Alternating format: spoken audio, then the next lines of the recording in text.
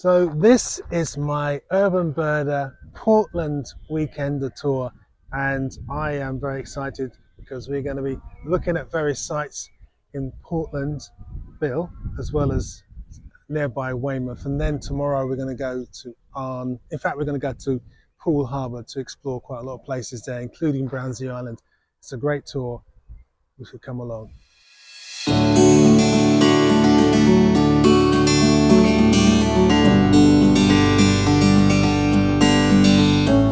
We're going to go over into the garden area there by the benches. I'm going to drag Martin out, who's the main guy, who's the warden, who's expecting us.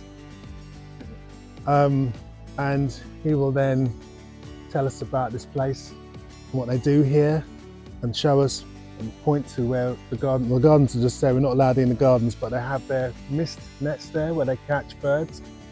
You know about mist nets? Okay, well basically it's part of an ongoing study monitored by the British Trust for Ornithology, and Britain was the first country to start ringing birds basically. So that started in the 30s and they administer it now. So basically, and it's very strictly administered as well, you have to have licenses in order to catch birds. But what they do is they've got a garden, and the idea is that birds come in, because basically from between here and over there is France. So birds on migration come in over the sea and they make landfall. And because this is like a very sort of wooded and vegetated and sheltered area, they come here, they can sort of rest, they can feed out of the wind. And what they've done is they've cut rides in the vegetation and garden, put up nets. So when the birds fly from one clump of bushes to another, they get caught in a net. The nets are checked every half an hour to make sure they're not make sure the birds aren't struggling or anything. And then they're extracted very quickly and expertly, and they're put into little bags where they become very placid.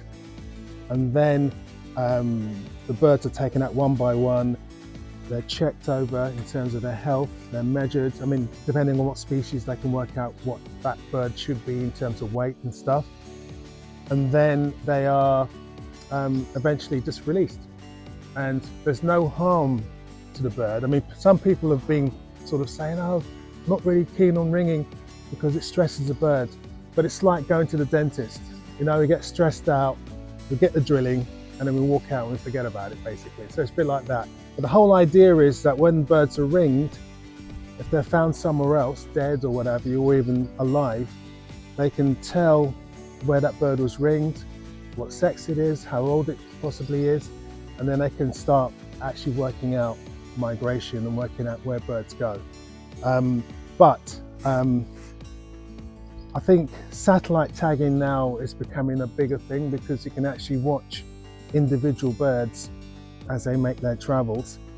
With ringing, it's kind of sometimes hit and miss, because I know when I used to work for the British Trust for Ornithology, they, up until then, which was late 90s, had ringed about 130,000 cuckoos, and up until that point only had what they term as 8 returns to blackbird. Eight returns, so 8 out of 130,000. But it's still done, and it has a valid sort of place in science, but I'm sure Martin, when we get him out, will give us a whole story on it.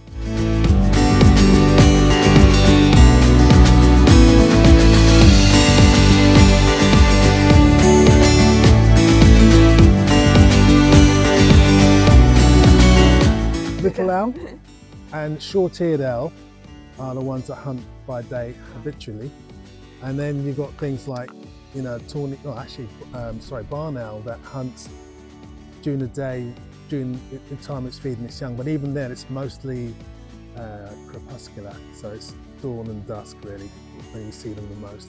But short-eared owls during the day, but they also hunt at night as well. But I've seen short-eared owls in my local patch in Wormwood Scrubs, full of dog walkers, you know, flying around over the short grassland we've got. Incredible. Yeah, they're the main ones, because owls are so hard to find at night, unless you come to Serbia. Yeah. Now, if you come to Serbia, I can show you 300 owls, or I will eat my Kawa binoculars.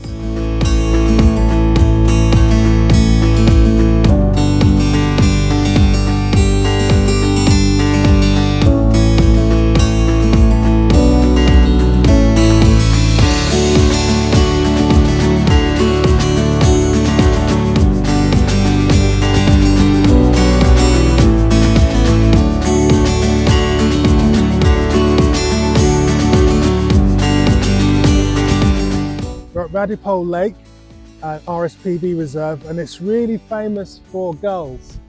Especially in the winter, there's a whole ton of gulls that show up, and there's been a couple of rarities, including ivory gull, I think, or Ross's gull that was found in the car park flying around. So it's a really good place for gulls.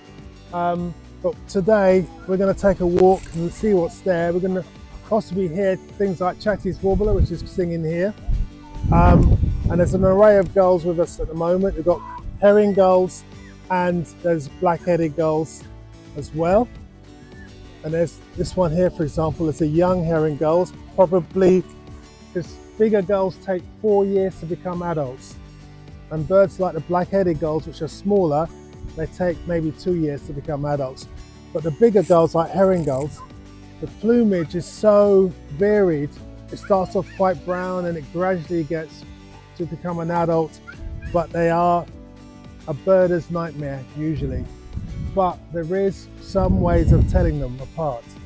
I mean, this guy here is nearly an adult. You can see it's still brownish on its wings, but the adult head, yellow beak with a black spot, and it's got the grey on the back of its back. So, you know, over time you can actually tell which is which, but it's all about looking, and then looking again. And that's how you can start to differentiate. So don't be scared of gulls. Gulls are lovely, okay? They're more scared of us than we are of them.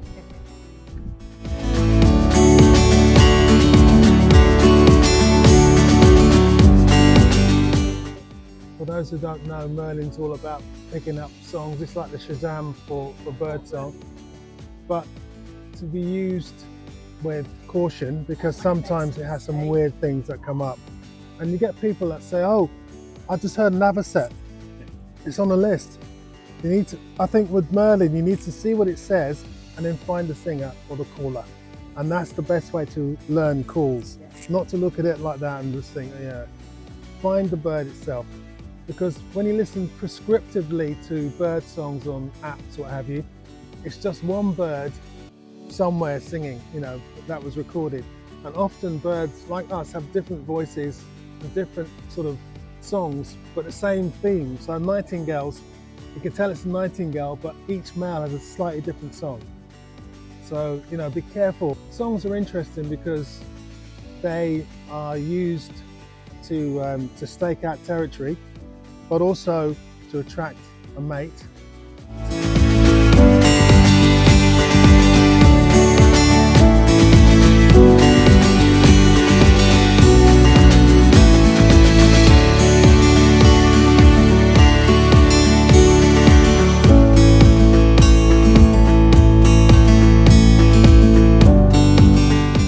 I'm just checking the terns to make sure there's nothing unusual amongst them.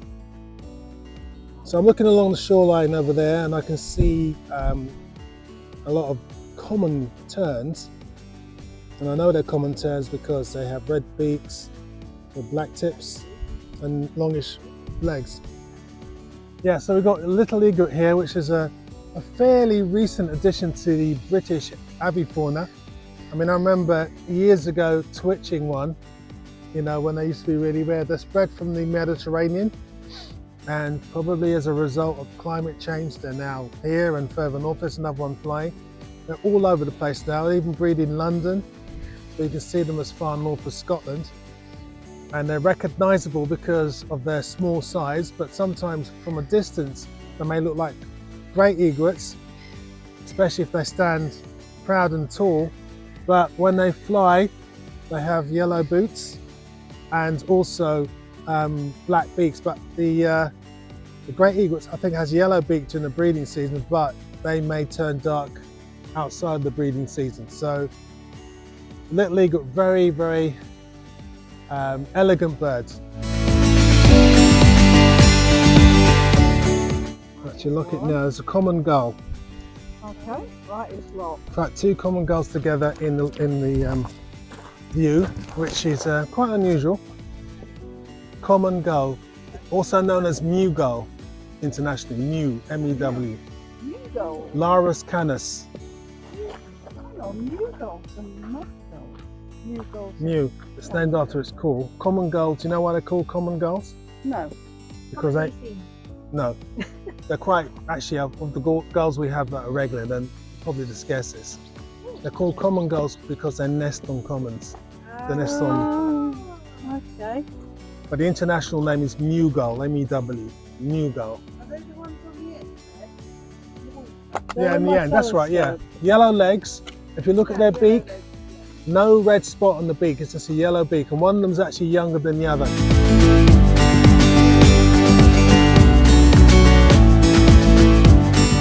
When I find Mediterranean gulls, especially like a lone bird, they're often standing at the edge of the crowd. And what I love about Mediterranean gulls is that they just have their own minds. They just fly off whenever they want, and they fly off in an opposite direction to all the rest of the flock. So I think that's cool. Now, black-headed gull. Oh no, hang on. Well, that was a med gull. Sorry, that was a Mediterranean gull flying off. So I think actually, there's actually more than one. There's a few there, because when that gull flew off, it had sort of brownish on its wingtips, which black-headed gulls don't have, and a white underwing. That's it there.